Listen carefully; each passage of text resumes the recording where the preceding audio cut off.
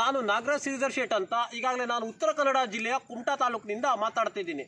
ಈಗಾಗ ನಾವು ಎಳ್ನೀರಿನ ಬಗ್ಗೆ ಒಂದು ಸಂಕ್ಷಿಪ್ತವಾದ ವಿವರಣೆಯನ್ನು ಕೊಡ್ತಾ ಇದ್ದೀನಿ. ಈ ಕಾರಣ ಏನಂದರೆ, ಈಗ ಎಳ್ನೀರು ಇದು ಏನಿದೆ ಅಲ್ವಾ, ಅದು ಹಳೆಯ ಕಾಲದಲ್ಲಿ ನಮಗೆ ಹಾಸ್ಪಿಟ್ಲಲ್ಲಿ ನೋಡೋಕೆ ಸಿಗ್ತಾ ಇತ್ತು. ಯಾಕೆಂದರೆ ಅದು ಮೆಡಿಸಿನ್ ರೂಪದಲ್ಲಿ ಬಳಸ್ತಾ ಇದ್ರು. ಈಗೇನಾಗ್ತದೆ ಅಂದರೆ ಕೇಳಿದ್ರೆ ಡಾಕ್ಟ್ರುಗಳು ಏನು ಮಾಡ್ತಾರೆ ಹೇಳ್ತಾರೆ ಅಂದರೆ, ಮೆಡಿಸಿನ್ ಅದು ಹಾಸ್ಪಿಟ್ಲಲ್ಲಿ ಗಲೀಜು ಮಾಡ್ತಾರೆ ಅಂದ್ಬಿಟ್ಟು ಅದು ಏನಾಗ್ತದೆ ಅಂದರೆ ಕಫ ಆಗ್ತದೆ, ಮತ್ತೊಂದು ಆಗ್ತದೆ ಅಂತ. ಆದರೆ ಇದನ್ನು ಯಾಕೆ ಬಳಸ್ತಾ ಇದ್ರು ಅಂದರೆ, ಮೊದಲಿನ ಕಾಲದಲ್ಲಿ ಇದು ಬಾಡಿಯನ್ನು ಹೀಟ್ ಆಗಿದ್ದಂಗೆ ಮತ್ತು ತಂಪಾಗಿದ್ದಂಗೆ ಲೆವೆಲನ್ನು ಕಾಪಾಡ್ಕೊಂಡು ಹೋಗುತ್ತೆ. ಯಾಕಂದರೆ ನಾವು ಮೆಡಿಸಿನ್ ಯಾವುದೋ ಒಂದು ತೊಗೊಳ್ತೀವಲ್ಲ, ಮಾತ್ರೆಗೆ ತೊಗೊಂಡ್ರೆ ಅದು ಬಾಡಿಯನ್ನು ಹೀಟ್ ಮಾಡ್ತದೆ.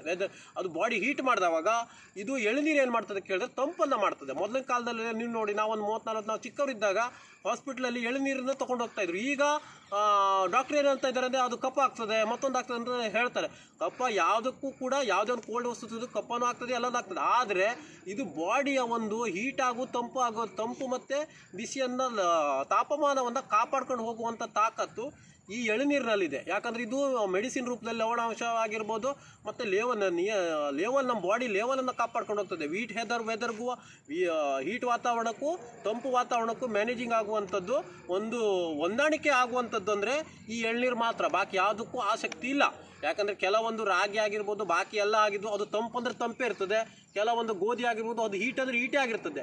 ಆದರೆ ಇದಕ್ಕೆ 2 ಸತ್ವಗಳು ಇರ್ತದೆ. ಯಾಕಂದರೆ ತಂಪು ವಾತಾವರಣಕ್ಕೂ ಮ್ಯಾನೇಜ್ ಆಗ್ತದೆ, ಅದು ಹೀಟ್ ವಾತಾವರಣಕ್ಕೂ. ಅದಕ್ಕಾಗಿ ಮೊದಲಿನ ಕಾಲದಲ್ಲಿ ಆಸ್ಪತ್ರೆಯಲ್ಲೆಲ್ಲ ಇದು ಮೆಡಿಸಿನ್ ರೂಪದಲ್ಲಿ ಬಳಸ್ತಾ ಇದ್ರು. ಯಾಕಂದರೆ ನಾವು ಮಾತ್ರೆ ತೊಗೊಂಡು ನಮ್ಮ ದೇಹದಲ್ಲಿ ಹೀಟ್ ಆಗ್ತದೆ. ಆವಾಗ ಅವರು ಇದನ್ನು ಕುಡಿದ್ರೆ ನಮ್ಮ ದೇಹ ಸಮತೋಲನಕ್ಕೆ ಬರ್ತದೆ. ಆ ಒಂದು ನಿಟ್ಟಿನಲ್ಲಿ ಹಳೆಯ ಕಾಲದಲ್ಲಿ ಇದನ್ನು ಬಳಸ್ತಾ ಇದ್ರು. ಯಾಕಂದರೆ ಮತ್ತೆ ನಮಗೆ ಕಿಡ್ನಿಯಲ್ಲಿ ಏನು ಕಲ್ಲೆಲ್ಲ ಬೆಳೀತದಲ್ವಾ, ಅದನ್ನು ಕೂಡ ಇದು ತೆಗೆಯುವಂಥ ಅದಕ್ಕೆ ಶಕ್ತಿ ಇದೆ.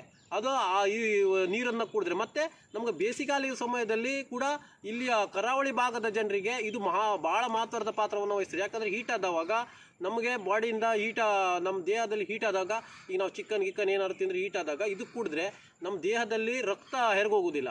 ಈಗ ನಮ್ಗೆ ಮೂತ್ರ ಏನಿರ್ತದೆ, ಅದು ಮೂತ್ರದಲ್ಲಿ ನಮ್ಮ ಕೆಂಪು ಹಳದಿ ಥರ ಮೂತ್ರ ಬಂದವಾಗ ಇದು ಆವಾಗ ಏನಾಗ್ತದೆ, ರಕ್ತದ ಅಂಶ ಎಲ್ಲ ನಮ್ಗೆ ಹೋಗ್ತದೆ. ಆವಾಗ ಇದು ಮೂತ್ರವನ್ನೆಲ್ಲ ಈ ನೀರು ನಿಯಂತ್ರಣ ಮಾಡ್ತದೆ. ಆ ಒಂದು ನಿಟ್ಟಿನಲ್ಲಿ ನಮಗೆ ಹೀಟ್ ವಾತಾವರಣಕ್ಕೆ ಏನಿರ್ತದೆ ಬೇಸಿಗೆಗಾಲ ಸಮಯದಲ್ಲಿ ಇದನ್ನು ಬಳಸಬೇಕು. ಮತ್ತೇನೆಂದರೆ ಮಳೆಗಾಲದಲ್ಲೂ ಕೂಡ ಇದಕ್ಕೆ ನಿಯಂತ್ರಣ ಮಾಡುವಂಥ ತಾಕತ್ತಿದೆ. ಇದು ಮತ್ತೆ ಅಡ್ಡ ಪರಿಣಾಮ ಇರುವುದಿಲ್ಲ. ಯಾಕಂದರೆ ಇದು ನೈಸರ್ಗಿಕವಾಗಿರ್ತದೆ. ಆ ಒಂದು ನಿಟ್ಟಿನಲ್ಲಿ ತಮಗೊಂದು 2 ಮಾತನ್ನು ಆಡಿದ್ದೀನಿ.